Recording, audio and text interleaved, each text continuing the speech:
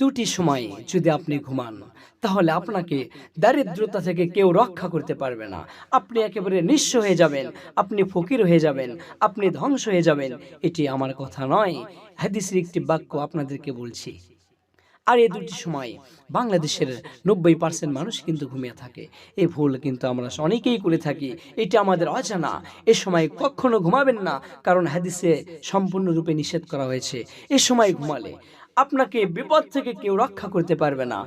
১ number, রাসূল করিম সাল্লাল্লাহু আলাইহি সাল্লাম বলেছেন, যে ব্যক্তি ফজরের নামাজ পড়বে না, আল্লাহ তাআলা তার থেকে বরকত উঠাইয়া নেবে। তার রিজিকের অভাব দূর করবেন না, তার জীবনটা বড় অশান্তিতে পরিপূর্ণ করে দেবেন। তার কোনো দোয়া আল্লাহ তাআলা কবুল করবেন না। কারণ যে ব্যক্তি ফজরের নামাজ আদায় করলো, তার সারাদিনের দায়িত্ব আল্লাহ তাআলা নিয়ে নেন। আরেকটি সময় হলো মাগরিবের আগের সময়, আসরের নামাজ পড়। একটি অত্যন্ত গুরুত্বপূর্ণ একটি সময়।